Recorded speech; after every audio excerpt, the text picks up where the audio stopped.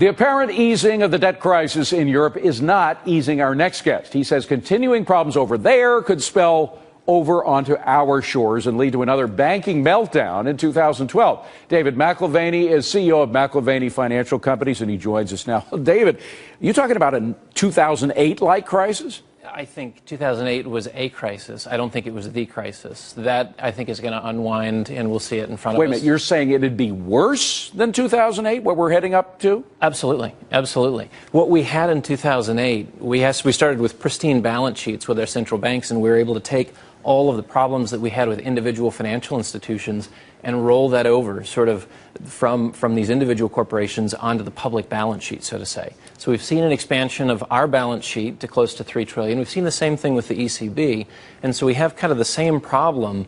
They're spent up. We can't really push the sovereign issues up any further. Well, I understand that there are a lot of things in the financial statements of big banks like Citi and everything that people question now. But back in 2008, they were just loaded with all kinds of bad information about how much these subprimes were worth.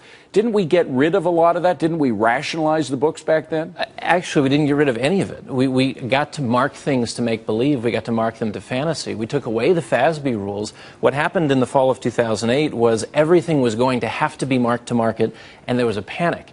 Then FASB rolled that back and said, no, no, no. You can come up with a model. You can come up with some sort of a fantasy of what it should be worth, what you think it's worth, and we can hold it to fair value. That's what they've played with. So we have a lot of toxic assets still on the balance sheets of banks. What does that mean for my money? I mean, there was a real danger in 2008 that I would go to my bank and I couldn't take my cash out. Are you suggesting that something similar to like that will happen? Well, I think one of the things that's different than 2008 is we were faced with a real liquidity issue then. We're faced with a real solvency issue now. And the question is, what is the trigger here in the U.S. financial sector and in the U.S. bank sector? But could our banks actually crash to the point where we couldn't go in and get our money out?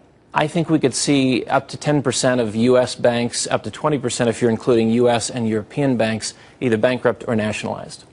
Now, what about a bailout? We were told that all these new regulations that we have are going to prevent too big to fail, prevent more bailouts. I assume you don't agree with that. Well, the problem is they're even bigger today than they were in 2008. I mean, if they were too big to fail then, David, how big are they now? Let's just focus on that because we've talked about it before here. The top 4 banks in the country right now have 62% of all the commercial assets. 4 or 5 years ago, it was much less than that. It was 54%. So despite all the regulations, we're becoming more concentrated. Yeah. We're having more too big to fail companies. I think when people understand the nature of fractional reserve banking, they'll appreciate how frail banking I don't understand. So let's not throw that phase around. Talk turkey to us. Well, let's say I'm the bank and you give me $1 and that's the deposit.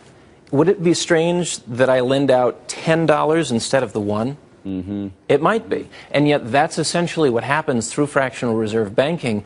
And it means that out of a $10 portfolio of loans with only $1 of assets backing it, it takes very little volatility in that loan portfolio to put me as a lending institution out of business. See, what kills me is that we have spent the majority of the time over the past 3 years, regulation-wise, trying to prevent all this from happening again. And we have come out with a lot of regulations. We've had on a lot of small bankers who say it's hitting them because they couldn't afford the lobbyists for the cutouts that the big banks get.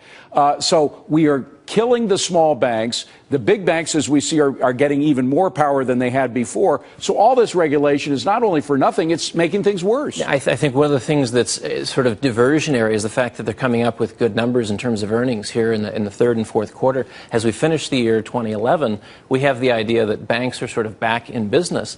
The problem is they're crafting those earnings using derivatives. That's one issue. The other is they're moving loan loss reserves across and counting them as profits. So, I mean, what we see is very much a prettied up pig. I'm afraid that we're going to see some of that unwound in 2011. So what we saw in MF Global, John Corzine's group, is going to be happening at other bigger banks like Citi and others. Everybody's comfortable with leveraging up, leveraging up, leveraging up. You can get away with that in a growth cycle.